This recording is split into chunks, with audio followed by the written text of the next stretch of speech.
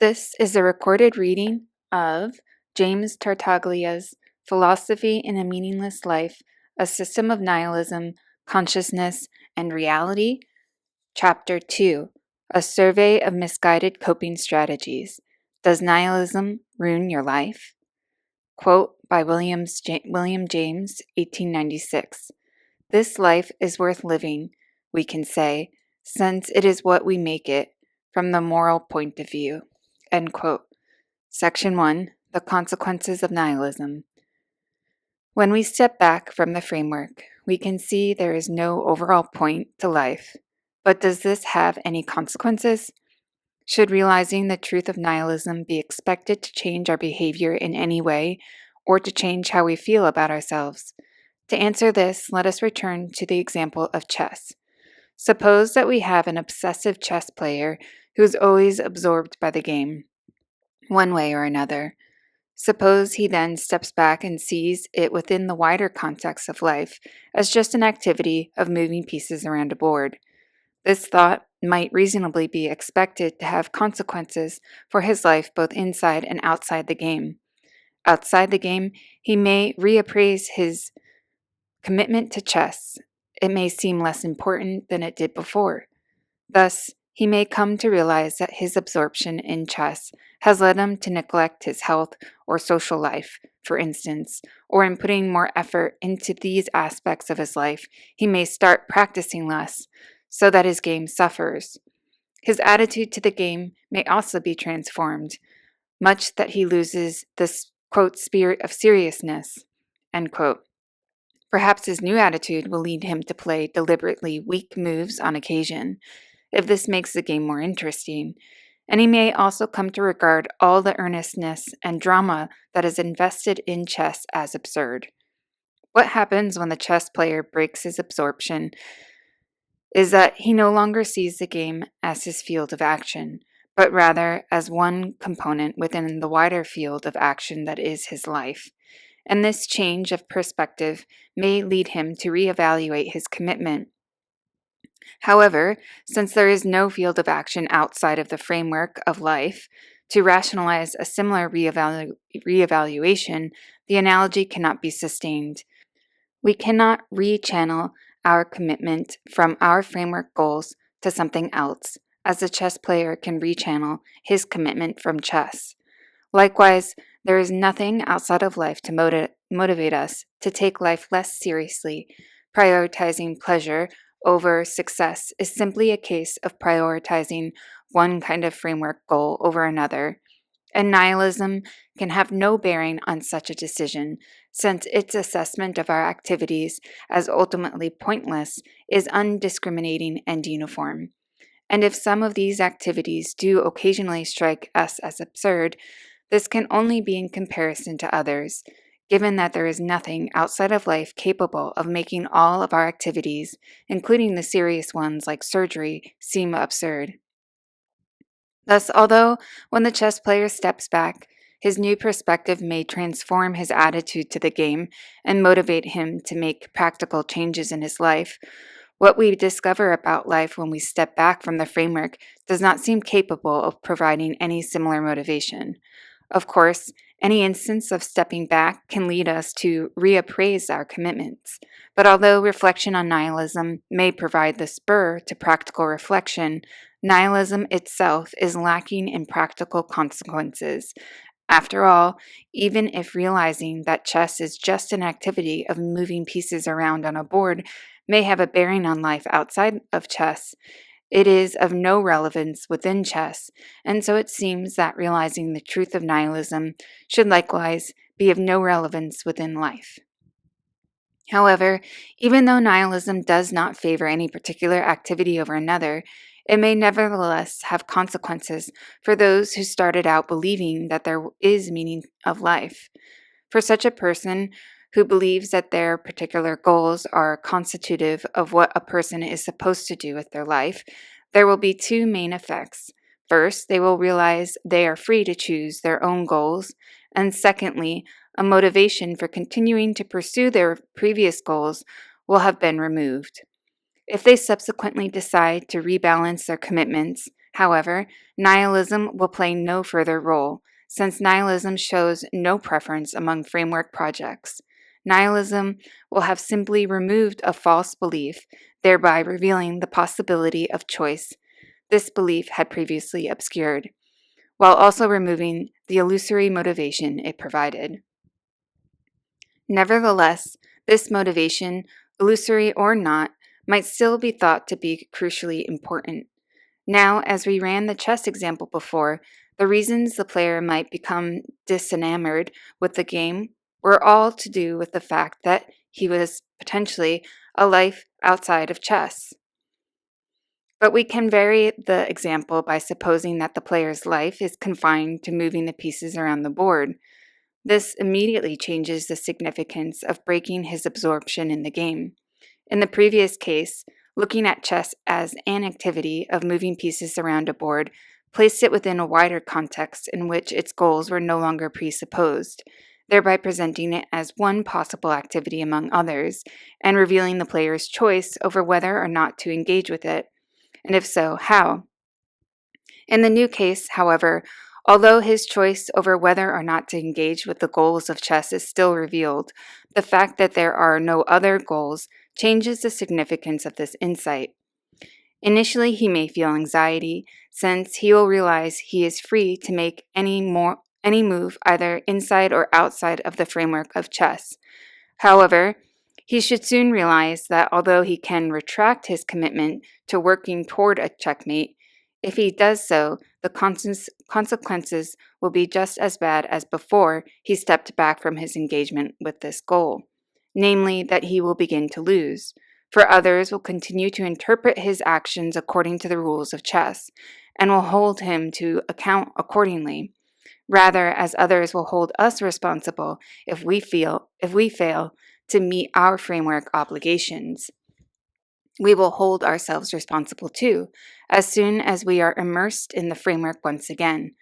And if the others had come to the same realization as him, they would, for the same reason, continue to play chess. Even if they all had a discussion about what to do next, it is doubtful they would come up with anything better than chess. However, if we are to make the example more true to life, if even less true to chess, we need to add the stipulation that when the chess player steps back from his absorption in the game, he realizes he can never win. The goal of checkmate is an illusion. His movements around the board will stop not when he loses or wins, but rather when he dies. And now it really does seem that he has been told something that would affect his motivation and attitude. Moreover, it seems to make no difference to remind him that checkmate was always an illusion, and that he had no problem committing to the game previously, for what mattered to his motivation was not the existence of the goal, but his belief in it. However, although learning that checkmate is an illusion would be bound to have an immediate impact on the player, it is unlikely this would be lasting, for he will soon realize that whatever value he finds in the game has nothing to do with this illusory goal, but rather with the achievement of other intermediate goals, which he had supposed were helping him on his way to checkmate. The prospect of checkmate is what motivated him before, but now he can see that the goals he was pursuing were not intermediate after all, but rather the only real goals in the game. He should be able to realign his motivation towards them and them only. In short, he should now realize that he does not need to believe in an overall goal. This change of attitude may actually increase his commitment to the game, since a goal such as capturing his opponent's knight would previously have been expendable to the extent that, even if he failed to achieve it, he could simply redirect his attention to another intermediate goal that would make an equivalent contribution to achieving checkmate. But now this illusion is gone. He can value these goals for their own sake, or for their contribution to other achievable goals, and this should allow him to show them more commitment than when he thought of them as simply markers on the way to the only goal that really mattered.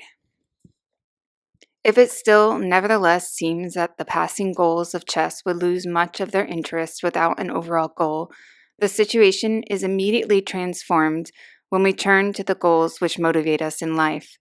For trying to make money, change the world for the better, become famous, find love, or just stay out of prison, all remain just as compelling as they ever were in light of nihilism, except to the extent that they were thought to contribute to an overall purpose to life, if indeed they ever did draw much of their appeal from such abstract thoughts. On realizing the truth of nihilism, we will not suddenly find our situation transformed to that of the Danaids in Tartarus, endlessly pouring water into a leaky tub. Of course, engagement with our framework goals can always subside, and when this happens, life as a whole can seem boring. However, although boredom is an attunement to nihilism, we do not need to believe in a meaning of life to break its spell. Rather, all we need do is re-engage with the framework, which is something that comes naturally to us, since there are many things in life that we cannot help wanting. We see this from the remarkable speed with which disinterested reflection on life can be brought to a halt when faced with the consequences of failing to meet our framework obligations. None of this is to deny that there may be people for whom belief in a meaning of life is the decisive factor in motivating them to act at all. And we should perhaps also grant the possibility of people who are only persuaded to act morally by this kind of conviction. But even if nihilism could have such consequences, it does not follow that what it says is reprehensible, for the consequences follow not from its positive content, but from its incompatibility with a false belief. Even the most anodyne fact could have reprehensible consequences if it removed a bizarre enough belief. Thus, given that nihilism does not tell people to give up or to behave immorally, it is not nihilism we should regret, but rather the fact that there are people who have no enthusiasm for life and who want to act immorally. Overall, then, it is hard to see any good reason to regard belief in nihilism as a danger we should struggle to overcome. But there is no reason this belief should affect us practically at all unless we were previously under the false impression that life has a meaning. And even if we were under this impression, nihilism can hardly be blamed for the consequences of discovering we were wrong, consequences which might well turn out to be positive in any case. As to the question of what we should do upon realizing the truth of nihilism, then there may be more than a little relevance in Lin Chi's advice to, quote, just act ordinary without trying to do anything particular. Move your bowels, move your bowels, piss, get dressed, eat your rice, and if you get tired, then lie down, end quote. Section 2, Absurdity. Nevertheless, it might still seem that nihilism changes our attitude to life, even if there is nothing we can do about it. The most familiar thought along these lines is that life is rendered absurd by the juxtaposition of the meaninglessness of life with the seriousness with which we take it. Rather, as some clowns embody the absurd by juxtaposing a ridiculous appearance with feigned dignity.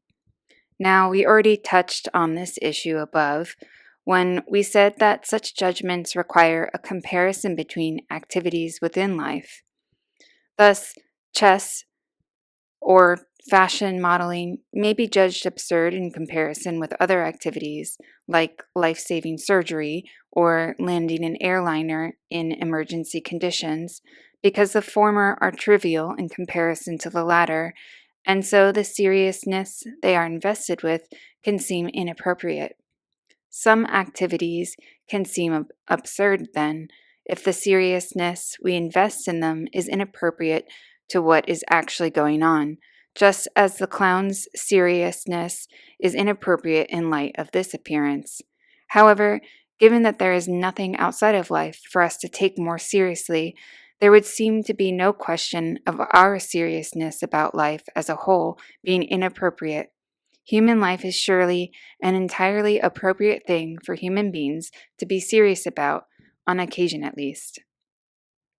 This reasoning has been explicitly rejected by Thomas Nagel, who argues that, unlike ordinary judgment of absurdity, the philosophical judgment of absurdity does not depend on comparisons within life, but rather on, quote, another contrast which makes it a natural extension from more ordinary cases, end quote. And this is the contrast between, quote, the pretensions of life, end quote, and, quote, a larger context in which no standards can be discovered, end quote.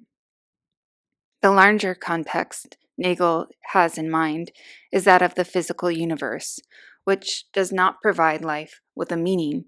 The idea, then, is that if we look at life from the outside to try to justify our seriousness, the fact that life does not exist in any wider context of significance, but only in the wider physical context of the universe, means that we will inevitably fail.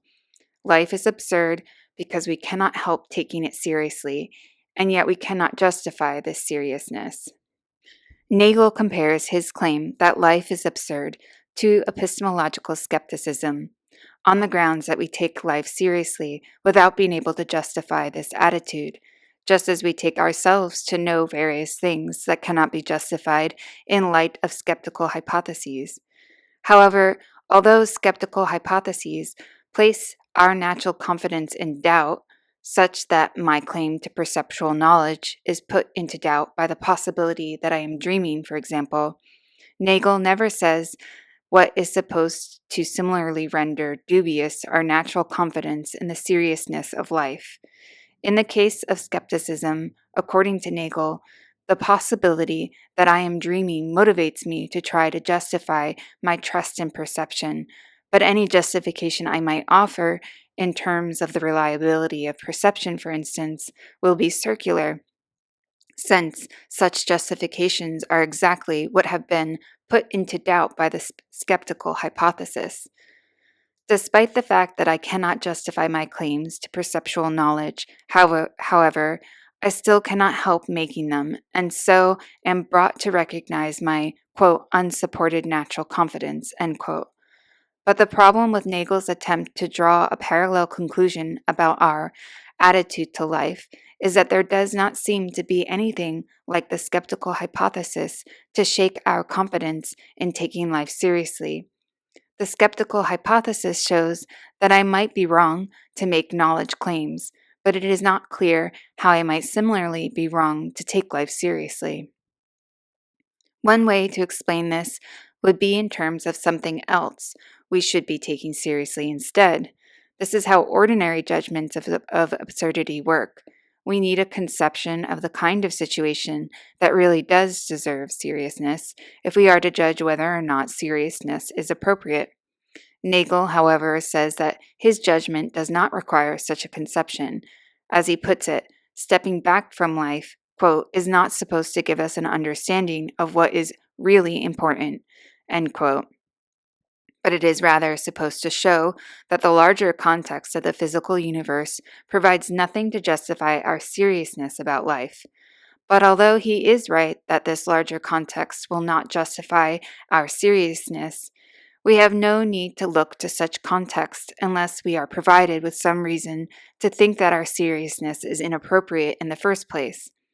If a person is asked why they are acting so seriously, then the answer that somebody's life is at stake provides a perfectly good justification, and there seems no reason to look for further justification unless some reason can be given why we should not consider life and death worthy of seriousness.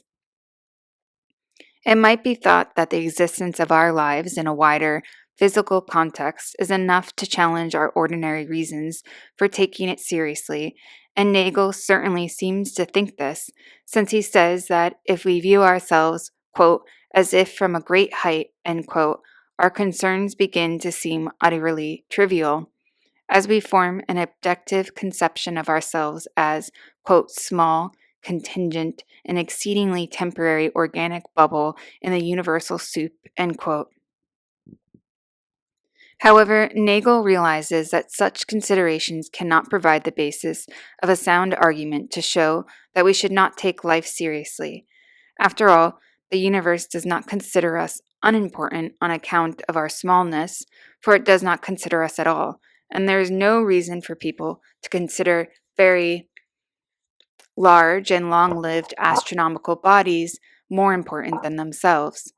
Rather, Nagel's reasons for describing our lives in this way, he says, is that he thinks our, quote, sense of absurdity finds its natural expression in such bad arguments, end quote, for the reason that our, quote, small size and short lifespan, end quote, are metaphors for, quote, backward step, end quote, we take from life in order to view it in detachment from its everyday significance. What Nagel means by this backward step, of course, is that we can step back from the framework by placing life within a wider physical context in order to grasp the truth of nihilism. But if this is the key to the argument, and it is the lack of a meaning of life that is supposed to undermine our ordinary reasons by regarding our projects as important, then Nagel must be assuming that only a meaning of life can make something important. It is this assumption, then, which must be playing the role of undermining our ordinary reasons for seriousness about life, just as the possibility we are dreaming undermines ordinary perceptual justifications for the epistemological skeptic.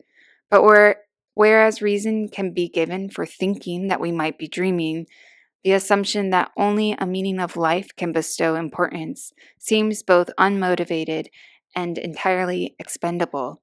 It seems like a leftover religious dogma. Although Nagel claims that his judgment that life is absurd differs from, but is nevertheless a, quote, natural extension, end quote, of ordinary judgments of absurdity, then we can now see that in this respect it is just like an ordinary judgment, since it uses a meaning of life as its criterion of what is really important and hence what is appropriate to be taken seriously. Life is judged to be absurd because it lacks meaning, it being inappropriate and consequently absurd to take anything seriously that lacks meaning. Where the judgment does differ from an ordinary judgment of absurdity, however, is that ordinary conceptions of when seriousness is appropriate are based on real examples, whereas a meaning of life is an ideal that the world has never lived up to. It is the religious ideal of what we should take seriously.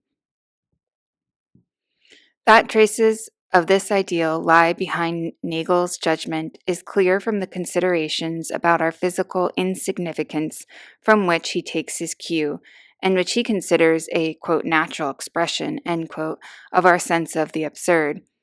For what they really express is religious humility.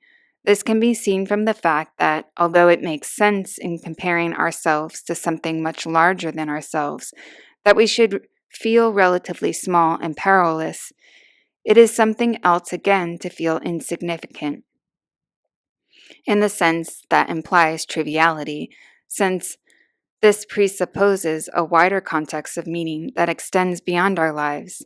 An ant may be dismissed as trivial within our lives, but our lives could only be dismissed as trivial within some wider context of meaning. Likewise, the finitude and relative brevity of our lives could only show them to be trivial if there were a wider context of meaning that placed more value in things that last forever. This is the thinking behind memento mori. Given that religion has dominated our intellectual history, then it is not surprising that thoughts of physical insignificance should slide so easily into thoughts of triviality. But if we no longer believe in such a context, these feelings of humility lose their redemptive power that lent them their purpose, for we can no longer look to redirect our seriousness to matters which are less trivial in the overall scheme of things. Once this is lost, then, all we are left with is a feeling of absurdity. Nothing seems worth taking seriously. This feeling of absurdity may still be regarded as a significant consequence of nihilism, however. It was the feeling itself which was Camus' original emphasis, and it was Camus who inspired Nagel's position. Thus, Camus describes the absurd as arising in a, quote, confrontation between the human need and the unreasonable silence of the world, end quote, and says that this confrontation produces the, quote, feeling of the absurd, end quote, the, quote, absurd mind, and the, quote, absurd man, end quote. The idea is not that life is absurd, but rather that we cannot help judging that life is absurd if we have a need for a meaning of life that the world cannot provide. Camus' absurdist is Nietzsche's nihilist, without the despair. Nagel tried to overextend this conception of a certain type of person with a bad argument. Maybe the real problem with nihilism, then, is it makes it psychologically impossible for some people to take life seriously, although perfectly capable of living in the absence of a meaning of life. Just like Sisyphus, perhaps an insatiable need for meaning turns life for them into a heroic struggle against the odds.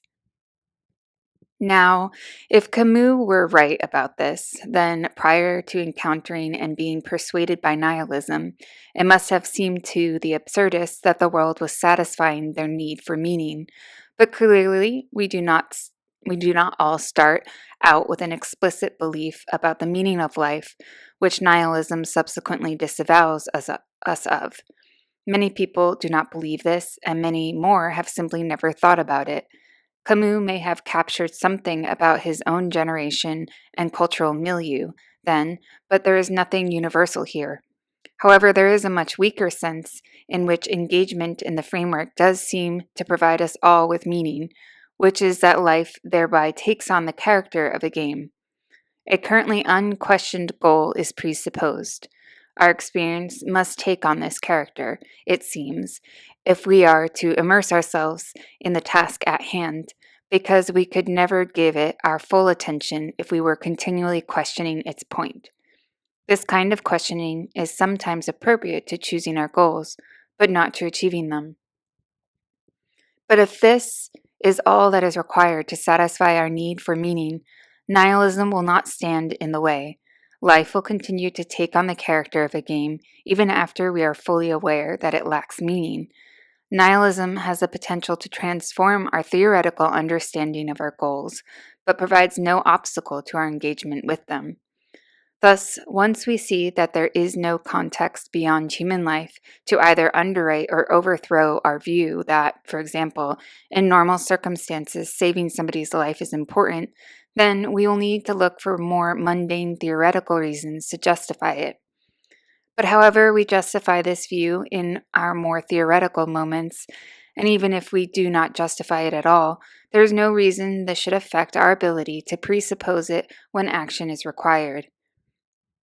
It is not so much that we need a meaning of life, then, but rather that we need to presuppose that our goals are worthwhile while we are engaged with them. Since our most familiar model of a goal that can be presupposed in this way is the overall goal of a game, and has been so since early childhood, it is natural to expect life to work the same way, which is one reason nihilism is liable to strike us as surprising when we first discover it. However, nihilism is compatible with any number of alternative accounts of why it can make sense for us to presuppose our goals. Of course, we do not need to take up the theoretical question of what, if anything, makes our goals worthwhile in order to presuppose them. We do this effortlessly as soon as we stop thinking about it. But if we do take up this question, then nihilism and the hypothesis of a meaning of life can offer competing answers, either of which would allow our practical engagements to continue as before. The only answer that really might disrupt this engagement is that none of our goals are worthwhile in any sense. If we believe this, then maybe it would be a heroic struggle to carry on. But the highly substantive and majorly contentious view that only goals backed up by a meaning of life can be socially worthwhile would take quite some establishing, and it is not upheld by the vast majority of philosophers who routinely presuppose that nihilism is bad. Chapter 2, Section 3, Transcendence. Activities can have a purpose within life because of the context provided by the framework, but nihilism entails that life itself has no purpose, since there is no further context beyond life. A direct way of refuting nihilism, then, would be to show that there is a further context. Now, we have already seen that placing life within the further context of the physical universe cannot do this, but on the contrary, only serves to confirm nihilism, since the physical universe is not a context of meaning. Consequently, the kind of context needed to refute nihilism would be a further context of meaning akin to the context the frameworks provides. To see what the idea of a further context of meaning beyond life amounts to, consider how the framework shapes our understanding of an action, such as somebody systematically raising and lowering their arms. Suppose we can see someone doing this, but do not know what it means. If we are subsequently told that that person is signaling to the taxiing aircraft, then this description conveys the meaning of the action by placing it within the context of the framework, and thus relating it to various goals, such as ensuring the safety of the flight, earning a wage, and so on. Now, according to nihilism, all such teleological explanations come to an end within the framework. But this would not be the case if there were a further context of meaning. Such a context would add an additional level of understanding, such that just as we can move from understanding only that the person is moving their arm to understanding that they are signaling to the pilots, so it would be possible to move from the understanding the signaling as part of an attempt to live a constructive and enjoyable life to understanding the overall point of such a life. The framework provides a context of meaning in which the action counts as a case of signaling by relating it to various other objects and events. By thinking of the action as it enters into these various relationships, rather than in isolation, we place it in a context in which it is meaningful. The idea of a further context of meaning beyond the framework, then, is the idea that life itself might be placed in a context of meaning, and if there were such a context, this might provide our various activities within life with a further significance. However, the existence of life within just any further context of meaning would not be enough to overthrow nihilism. It would have to be of a particular kind. To see this, suppose we were to discover that aliens have been watching our planet for centuries, televising our lives as a form of entertainment. This would certainly place human life within a further context of meaning. However, there is an obvious reason why it would not show that our lives had a meaning, which is that it would not explain why we live the lives we do, in the way the framework explains why the person is moving their arms. The issue is whether human life exists for a purpose, not whether it can be put to a purpose. But if we alter the example so the aliens do explain our existence, perhaps because they bred us specifically for this purpose, this is still not enough to challenge nihilism. This is because knowing that our lives have a purpose for the aliens is not enough to undermine nihilism, unless we also believe that the lives of the aliens serve an overall purpose.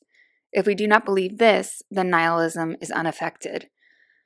The reason the hypothesis of the aliens does not undermine nihilism, then, is that they are just as much a part of the physical universe as we are, and so we can always place their lives within this meaningless, wider context and conclude that there is no overall purpose to our providing them with entertainment.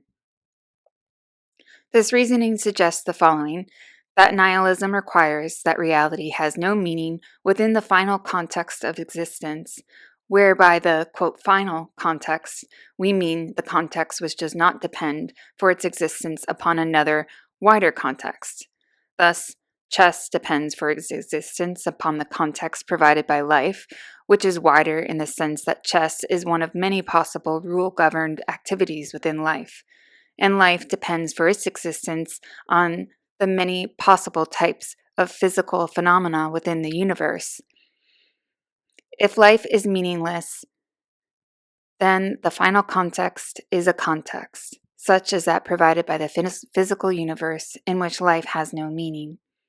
Now, possessing meaning in the final context might be thought an overly strong requirement for there to be a meaning of life, given that games provide our paradigm of overall purpose, whether or not they have meaning in the final context.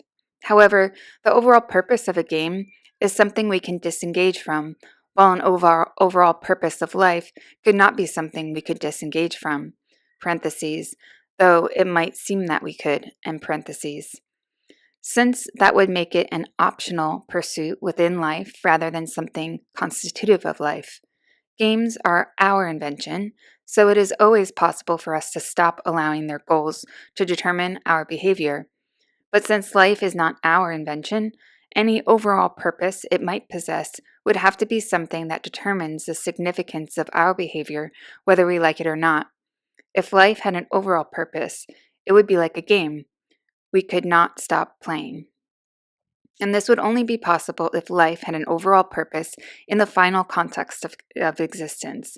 Because if the purpose depended for its existence on a wider context, which was not the final context, it would always be possible for us to disengage and yet continue living, thus showing that the purpose was not constitutive of life in the way in which the purpose of a game is constitutive of life.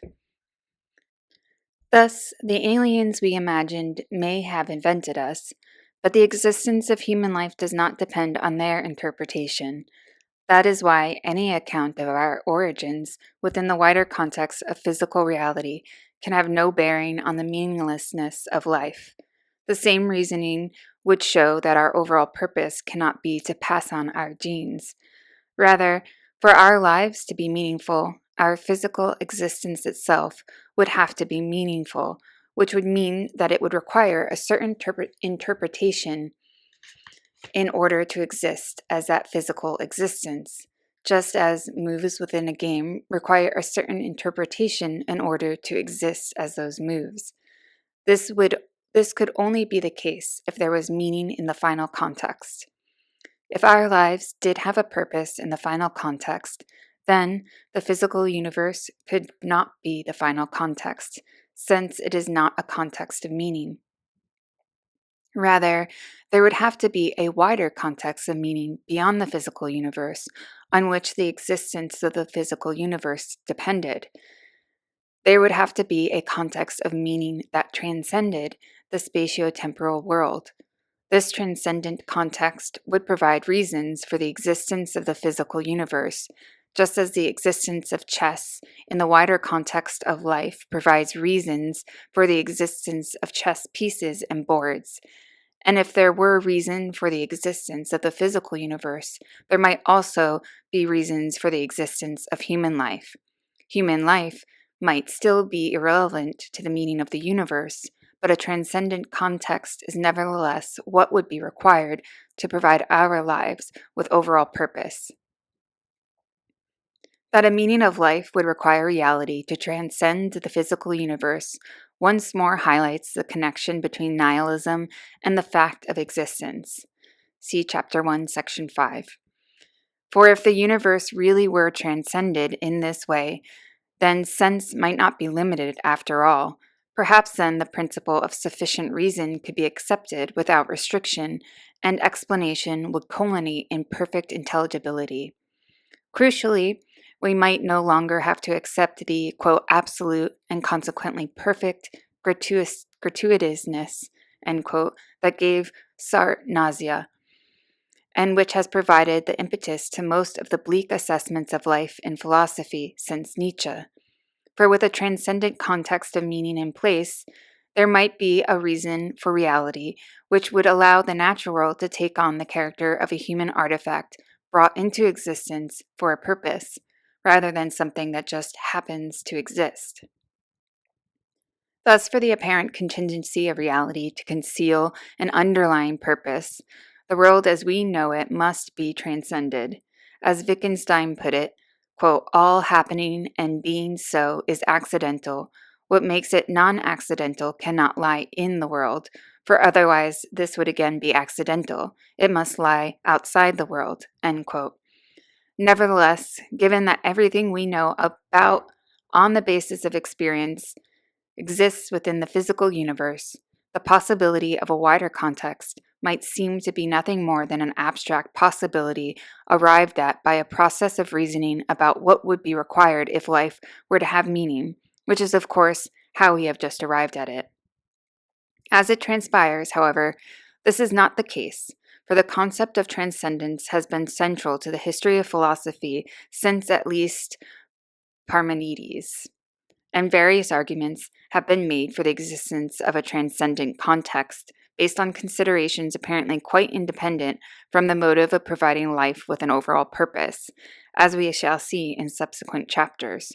Moreover, given that the concept has been even more central to religion, we are evidently dealing here with something deeply rooted in our intellectual history rather than just a curiosity. What most clearly demonstrates that transcendence is not just an abstract possibility is the fact that we have a phenomenological model of it within ordinary life. Dreams. Dreams provide a model of transcendence because when we wake from them, the space and time of the dream are transcended by the space and time of a wider context, as J. Valberg has demonstrated from the point of view of a dream. Waking life is a transcendent context. Moreover, the context the dream is placed within when we wake up is a transcendent context of meaning from the perspective of the dream, in which the significance of the dream is often immediately transformed. Thus, surprising as it might initially seem, we are in fact perfectly familiar with the phenomenology of emerging into a transcendent context in which the nature and significance of the experience we have just been having are revealed to be quite different from what we might previously have expected. So, for example, I might have a dream in which somebody is trying to break into my house and I am trying to barricade the door to keep them out. When I awake, somehow, the significance of the situation is transformed. What I had thought was a threatening scenario in which I needed to repel an intruder is revealed to have been a dream brought on by my anxiety about an important letter I am due to receive. This kind of gestalt switch, in which we are suddenly able to see what was really going on, is the phenomenological basis for the transcendent challenge to nihilism, and has profoundly influenced all the major philosophical traditions.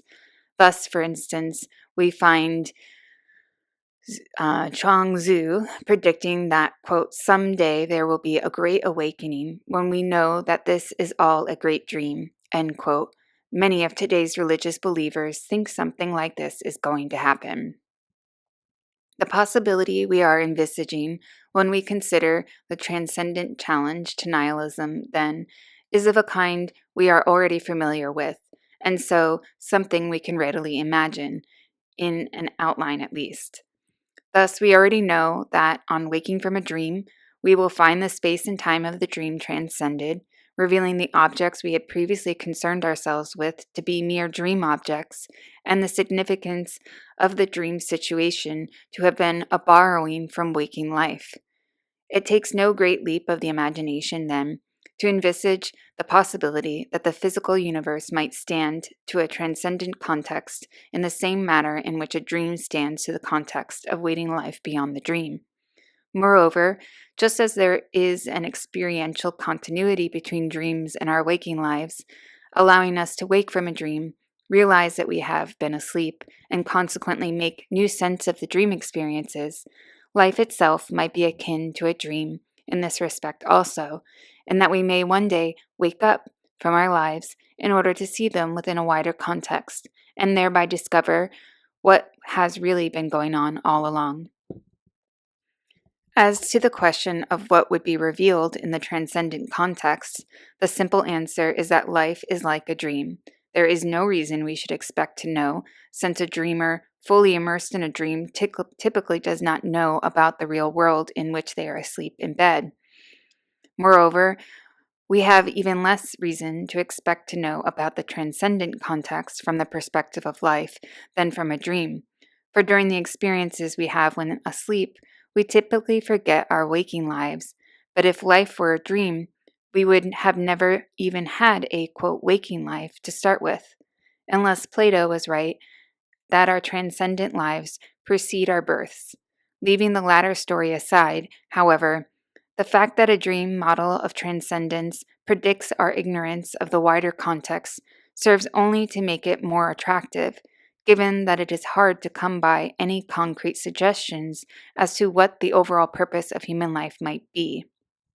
And the attractiveness of this model is increased still further by the fact that if we were to, quote, wake from life, this would presumably take place at the end of life, thereby transforming the significance of death, the greatest of human fears, from an end to a transition. There exists a certain persistent line of reasoning, however, which claims that even a transcendent context could not provide life with meaning.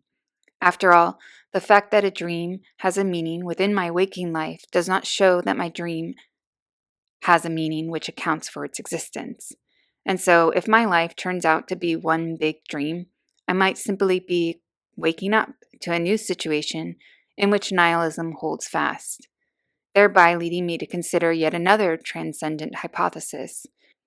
It might seem, then, that Santayana was right when he said that, quote, existence is groundless, essentially groundless, for if I thought I saw a ground for it, I should have to look for a ground for that ground ad infinitum. I must stop at the quae, the brute fact. If this were right, the notion of an overall purpose to life could be ruled out on conceptual grounds, since, for any purpose put forward, there would always be a legitimate further question about the purpose of serving that purpose, and so on, until we reach the brute fact of an existence for no purpose. This response betrays a lack of imagination. However, because the reason it is always possible for us to ask the further question may simply be that we are unaware of any context beyond the meaningless context of the physical universe. In the sense, if the sense we can make of things were not limited by this context, the situation might be quite different. Thus, if the physical universe were transcended by a final context of meaning, then an account of the purposes of things would not culminate in the brute fact of meaningless existence, but rather in the fact of purposeful existence. Consequently, it would make no more sense to ask a further question about the purpose of such a reality than it would make sense, if the physical universe is the final context, to ask a further question about the purpose of the universe existing for no purpose. The answer in both cases would already have been grasped, making the further question redundant. An overall purpose to reality is not conceptually ruled out, then. It is just that we are used to applying theological concepts within a meaningless physical reality in which our demands for a further purpose terminate only with the brute fact of existence for no purpose.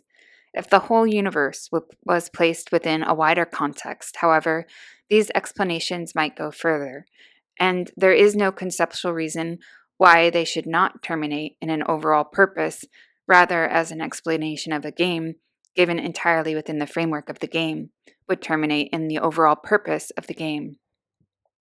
We have no grounds to rule this out, because we have no grounds to suppose that only meaningless existence could provide the final context of existence, and any attempts to do so would simply show a failure to grasp the enormity of transcendent hypothesis of meaning, which, if true, could reasonably be expected to put everything in a new light. However, although we cannot rule out the possibility, we have no good reason to believe in it either. For even if the physical universe does exist within a transcendent context, there is no reason this should be a context of meaning or one in which human life has an overall purpose. All this is possible, but possibility is cheap. The real significance of a transcendent hypothesis of meaning is not the challenge it presents to nihilism, but rather that it provides us with an idea of what would be required for nihilism to be false, an idea which is deeply rooted in our intellectual history, which is made tangible by our experience, and which people might understandably want to be true.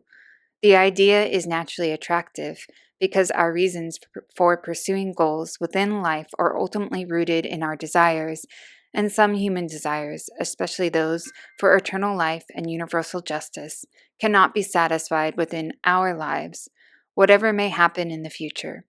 A transcendent hypothesis of meaning, however, offers up the prospect of a meaning of life which satisfies them already. It is an idea worthy of faith. Chapter 2, Section 4, Humanism. In response to the comment, quote, "Life's a funny thing," end quote, in Robert Wise's film, I Want to Live, Susan Hayward's character dismissively replies, quote, "Compared to what?" End quote. This reply would have been just as telling had the comment been that life is absurd or cruel or exhilarating. Its point being that all such evaluations depend for their sense on contrasts made within life, since there are no novel contrasts from which they might gain a new sense outside of life. The implication, of course, is that the comment is nonsense, and although this is not strictly true, since sense can be made of it, there is something in this line of thought to the extent that when we think through these kind of comments on life, they no longer seem worth making. Thus, many things happen within life, some of which are funny, absurd, cruel, and so on, with the proportions differing in different lives.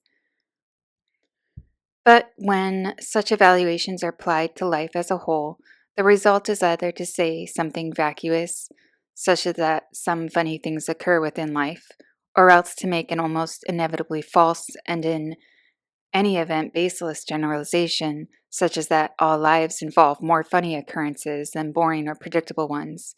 It might seem then, in claiming that life has no overall purpose, the nihilist is making a mistake of a similar kind.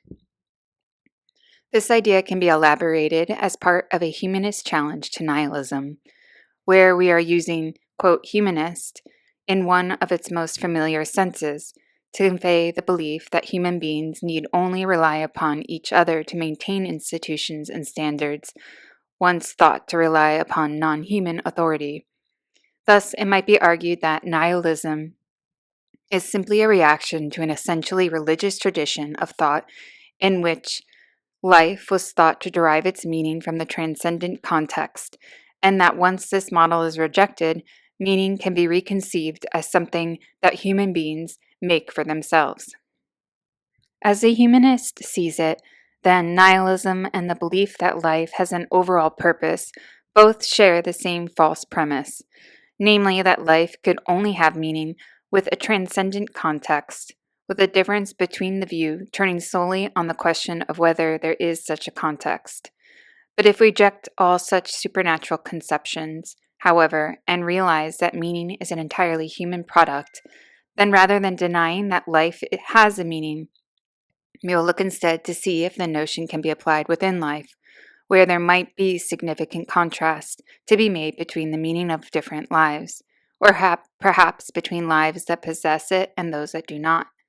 This humanist notion of the meaningfulness of life as something we construct within life is well established within the collective consciousness, such that people considered morally exemplary, the Gandhis and Mandalas of the world, are often held up as paradigms of what it is to lead a meaningful life, and sometimes are great scientists, artists, and other high achievers, whereas somebody who spends most of his or her life alone in front of a television might be said to lead a meaningless life. This suggests that achievement, especially moral achievement, makes life meaningful, and that the meaning we bestow upon life comes in degrees, such that Gandhi lived a particularly meaningful life, the television addict lives a more or less meaningless life, and somebody with an office job and an active social life might be said to live a fairly meaningful life. All of this fits in well with a certain contemporary ethos, which regards life as a resource we must expend with maximum efficiency by achieving great things and amassing a wide diversity of experiences. However, although this notion of meaning is readily conflated with moral worth and certain conceptions of a good life, it does, in certain contexts, seem to acquire its own distinctive content as can be seen from the fact that morally reprehensible lives are not necessarily classed as meaningless. Parentheses, the Hitler question we discussed in the introduction, end parentheses. This content seems to be best captured by the idea of contributing to a social narrative, since lives that are isolated or essentially self-directed are more likely to be described as meaningless, whereas those that make a difference to other lives are more likely to be considered meaningful. However, although social interactions provide individual lives with a meaning in the lives of others, this seems too fragmentary and inconclusive to provide any unifying narrative of the kind that would allow us to speak of social meaning of life. Somebody might think of their life as a pursuit of wealth in youth, love in middle age, and adventure in old age, for instance, leaving it quite unclear what the social meaning of their life is supposed to be. Even for those who happen to concur with the self-interpretations in question, this need for a unifying narrative within the humanist model was a major motivation for the notion of authenticity that arose in 20th century philosophy, the basic idea of which was that it is possible to take control of your existence by imposing an overall purpose upon it. Such a choice is typically said to be facilitated by reflection upon death, which allows us to conceive our existence as a whole, something with a start, middle, and end that we can impose a narrative upon. This reflection is supposed to remind us of our ability to take control, because although we can allow chance and other people to effectively live our lives for us, we must each face our own death, and this reminds us that the preceding existence is equally our own possession and responsibility. The fundamental problem with the humanist idea that we can provide our lives with a meaning is that to the extent that this is true, it is a meaning that exists within life as a whole, rather than a meaning which human life possesses. Thus, although individual lives might be said to be meaningful in virtue of our social interactions, the fact that social life itself lacks any meaning shows that the individual lives that make up that social life cannot have any meaning of their own. This should be clear from the fact that any meaning our lives acquire within society or that we impose upon ourselves, we always by we will always be something we can disengage from, and hence cannot be something that is constitutive of our existence. It is always possible for the socially engaged person to become a recluse, or for the authentic person to lose their resolve. In response to this objection, the humanist might claim that the concept of the meaning of life can only be legitimately applied within the context of social life.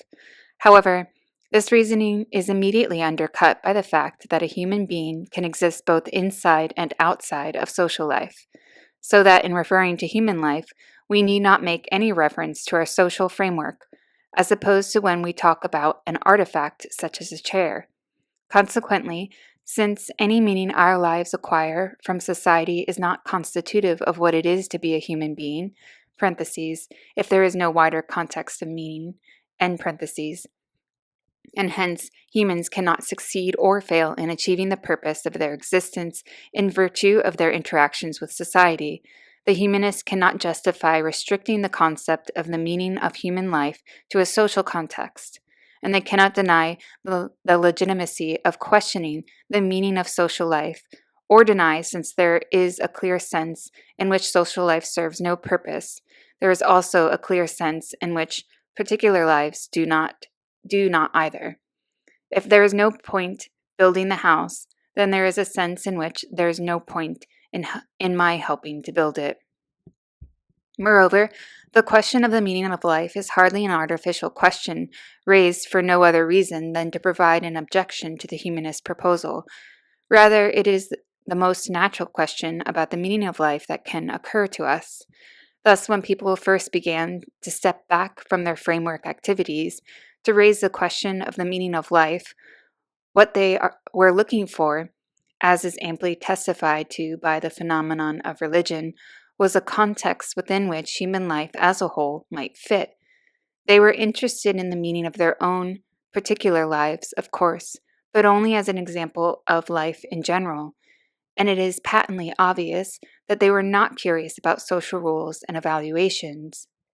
Now, understanding a phenomenon within a wider context is usually the same as understanding its social role, but this cannot be the case when we are trying to understand the meaning of social life itself.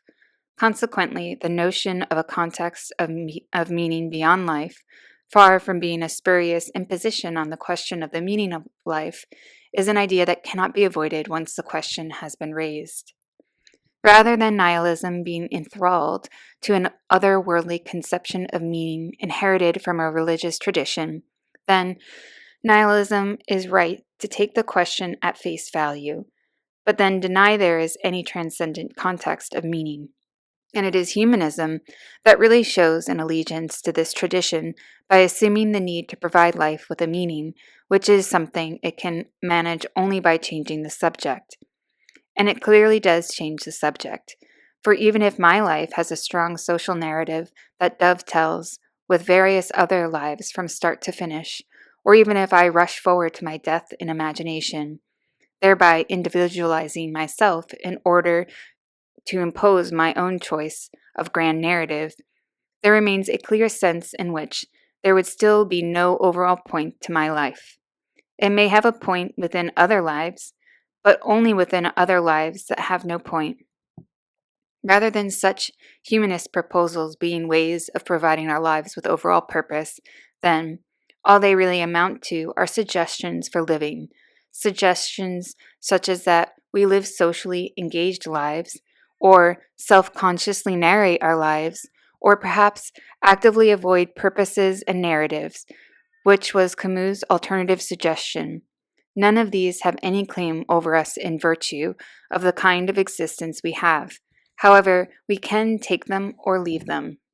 To get back to Susan Hayward's sassy repose in I Want to Live, then, although evaluations taking the form, quote, life is X, end quote, do tend to be either vacuous or false, there are nevertheless perfectly substantive, non-evaluative descriptions of this form, such as, quote, life is a biological phenomenon, end quote, or, quote, life evolved on Earth, end quote, life has no overall purpose, end quote, is one of these. If you make the mistake of thinking that nihilism is evaluative and that this is a negative evaluation made on the grounds that only God's meaning could make our lives worthwhile, then the humanist proposal to dismiss this evaluation does start to seem appealing. However, nihilism simply states a fact about life, and all humanism does is obscure this by substituting a notion of social meaning that was never in dispute in the first place. Life has no overall purpose compared to what? Compared to games, to how things seem in the framework, and to how things might be if there is a wider context of meaning. We cannot give our lives this kind of purpose, but we do not need to anyway, because we have more localized and transitory purposes to occupy ourselves with. Chapter 2, Section 5, Relativism. A more radical challenge to nihilism that can be developed from humanism is provided by relativism.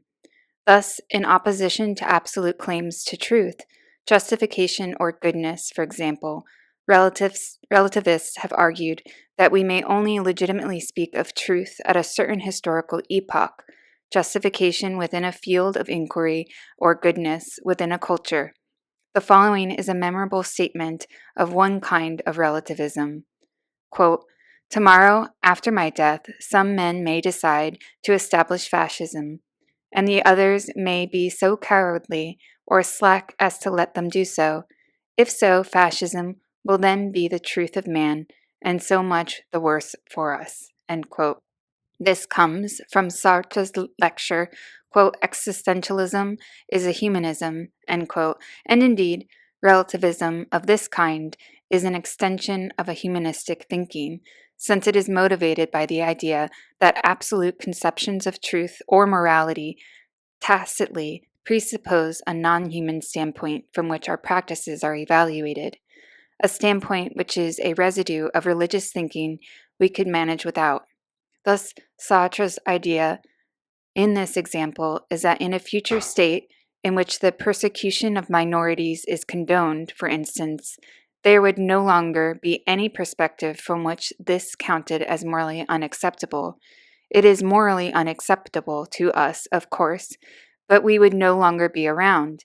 And so, if we refuse to be seduced by the idea of a transcendent third party looking down and favoring our extinct opinion over that of the fascist, then we are invited to accept Sartre's conclusion that in this situation, fascism would be, quote, the truth of man, end quote. Relativism can be used to argue that nihilism is not an absolute truth, but could at best be a truth relative to some particular audience. Thus, it is easy to imagine a certain kind of contemporary relativist claim, for example, that nihilism is simply a reflection of developed capitalist society in which technology has isolated us from our environment and thereby removed the possibility of the kind of meaningful existence we used to enjoy. Perhaps nihilism is the result of the fact that our relation to the environment is now being mediated by a technology-based infrastructure that renders all of our activities optional, so that we no longer fit into any particular way of life and are prone to disengage and regard life as pointless. Or perhaps it might simply be claimed that nihilism is a transitory product of the collapse of religious faith in a certain sector of Western society. Either way, and whatever socio-political story is told, the moral the relativist wants to draw is that nihilism is not a truth applicable to every human being who has ever lived or ever will, but is rather true only for a certain group of people at a certain point in history. If there is any relevance in these kinds of considerations, however, it is simply that we are now better placed than ever before to grasp the absolute truth, even if people will eventually be blinded to it by the advent of relativism and humanist conceptions of social meaning, just as people have always been blinded to it by faith in transcendent hypotheses. To see why relativism can have no bearing on nihilism, consider again Sartre's hypothetical fascist state that condones the persecution of minorities. Now, the fascists may not want to talk about, quote, persecution, preferring, as they no doubt would, to put a positive spin on proceedings, but whether described in a positive light by them or a negative light by us, exactly the same activities will be going on. Certain people will be rounded up, imprisoned, put under surveillance, and so on.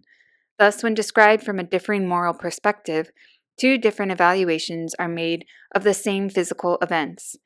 Similarly, the fascists may describe a work of modernist art as degenerate, and we may describe it as a masterpiece, in which case two different aesthetic evaluations are made of the same physical thing or event. Again, same thing or event, different evaluation. With this kind of evaluative disagreement, then, relativism is on its strongest ground, since the evaluation must belong to somebody, and yet if we step outside of the evaluations of particular societies, we find no further basis for an evaluation provided by the physical universe, making it hard to see on what basis the fascist activities could be said to be wrong except, as the relativist suggests, our own or that of God. In the case of a disagreement that is not evaluative, however, the situation is quite different. Suppose the fascists believe that the world is flat. Would this then be the, quote, truth of man, end quote? In this case, of course, it seems obvious that it would not be, because our disagreement with the fascists is not over how to evaluate something, the underlying nature of which we can agree upon, but is rather about the underlying nature of the thing itself. What makes moral and aesthetic disagreements amenable to relativism is that they are normative disagreements about how people ought to respond to things and events. The fascists want to encourage the persecution of minorities and discourage the viewing of modernist art, whereas our society values the opposite kinds of behavior. Non-evaluative disagreements, on the other hand, are not disagreements about how we should behaviorally interact with people and things, but are rather disagreements about what kinds of things and events exist. Given that such disagreements are not resolved by a decision about how we should live, then, but rather by the world itself, the fascist belief could only be true if the earth really were flat. And since whether or not it is flat is a matter quite independent of human society, The fact that everybody in this future society believes the Earth is flat cannot be enough to establish that it is. If this distinction between evaluative and non-evaluative descriptions is accepted, then the challenge presented by relativism has been met. Since nihilism provides a non-evaluative description, and hence one whose truth or falsity is not determined by the views of a particular society, but rather by a fact of the matter, namely whether or not the final context of existence is meaningful. However, there is a certain extreme kind of relativism, influential from the 1960s onwards, which denies that there are any facts at all. According to this kind of view, the only reason we are inclined to think that the Earth is roughly spherical, irrespective of what the fascists think, is that we are illicitly applying our own standards of justification. However, since the fascists might have quite different standards of justification, so the argument goes, we have no right to assume that the kind of evidence which persuades us, such as Eratosthenes' calculation, Magellan's expedition, or satellite images, would also persuade the fascists. As such, given that our claim that the Earth is spherical presupposes standards of justification that fascists might reject, and that their standards would be the only ones in this hypothetical future, then perhaps the flatness of the Earth would become part of the new, quote, truth of man after all. Far-fetched as this kind of view may seem, the serious point behind it is that, quote, the only criterion we have for applying the word, quote, true is justification, and justification is always relative to the audience, end quote, as Rorty once put it. Thus, in judging that it is true that the Earth is spherical, we must be presupposing some standards of justification, and yet given the premise that these are standards the fascists reject, the relativist concludes that the Earth can only be said to be spherical relative to our standards, while it is flat relative to theirs. Without any neutral and definitive standards of justification to adjudicate between the fascists and us, then, of the sort that might be supplied by God, we are invited to conclude that we can never be justified in claiming that something is objectively true, since even truths about the physical world are relative to society. An alternative to this conclusion, defended by Rorty, is to claim that the Earth is spherical and hence the fascists are wrong, but to base this not on an objective truth about the Earth, but rather our ethnocentric loyalty to the standards of justification prevalent in the contemporary West.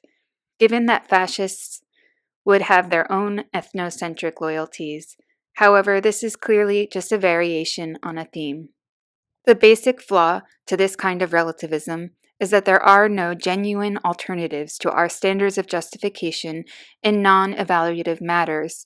Human beings justify their beliefs about physical states of affairs through a combination of observation, induction, and deduction. Thus, for example, if we show the fascists some photographs taken from a satellite orbiting the Earth, they will be able to see that the Earth is spherical. This is quite unlike the moral case, where any evidence we might use to try to persuade them their practices are wrong, such as evidence of the suffering of the minorities they persecute, for instance, is likely to be something they already know about but interpret differently. For in showing them the satellite photographs, we would be showing them something incompatible with their beliefs according to our shared standards, since, like us, they must form their views about shape on the basis of observation. Now the natural response for the relativist to make is that the photographs would also be open to different interpretations, just like the evidence of suffering. The case is different, however, since to render the photographic evidence compatible with a flat Earth would require more than just a different interpretation. Rather, the fascists would need to invoke some extraneous state of affairs, such as mysterious forces that alter photographs, systematic hallucinations, or something similarly unlikely. But since any belief in such a state of affairs would also have to be based on observation, induction, and deduction, these standards could simply be employed again to settle the matter, thereby demonstrating the overwhelming likelihood that the Earth is spherical.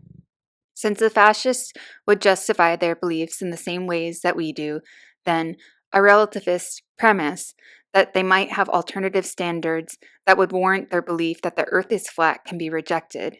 They may believe it is flat, but only because they lack our evidence.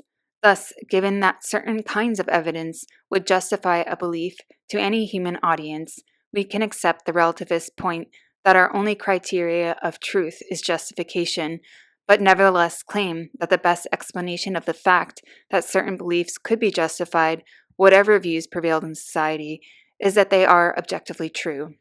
This is not only the best explanation of why we could justify our beliefs to the fascists, but also of why they might be expected to come to our beliefs of their own accord. After all, if the fascists were to try to sail to the edge of the earth, they would find themselves unable to reach it. And this is just one of the many possible experiences capable of undermining their beliefs.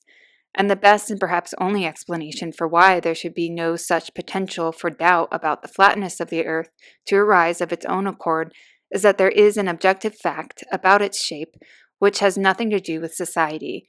The earth itself opposes their view. The kind of extreme relativism we have been considering overextends humanistic thinking by rejecting all objective truths. Our religious heritage may be responsible for many aspects of our moral thinking, but it is not responsible for our belief in an independent world. However, more interesting than the view itself are the circumstances in which it came to prominence, namely in the immediate aftermath of the philosophy of the first half of the 20th century, under the influence of Nietzsche, had explored the possibility of an alternative to nihilism through notions such as authenticity. The driving force behind this kind of existential philosophy was the humanist idea that we do not need God to provide our lives with meaning, since we can provide the meaning ourselves.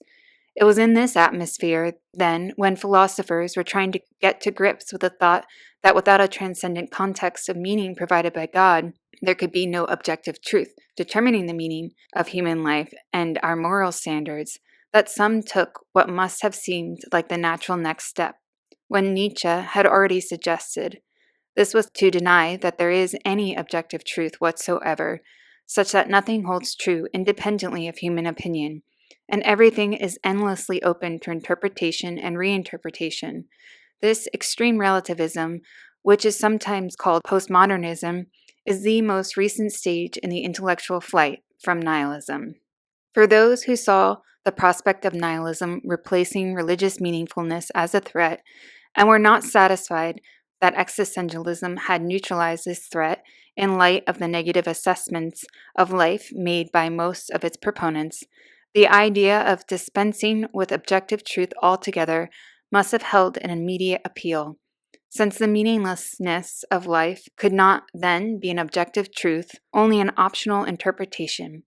This move was dressed up historically as if it were the final liberation from religious modes of thought, so that we find Derrida, for instance, talking about passing, quote, beyond man and humanism, the name of man being the name of the being who, throughout the history of metaphysics or of ontology, has dreamed of full presence, the reassuring foundation, the origin and the end of play, end quote. What was right about the humanism that led to this postmodernist conclusion was that human beings must take responsibility for the moral meaning of their own individual lives and the moral codes of their societies.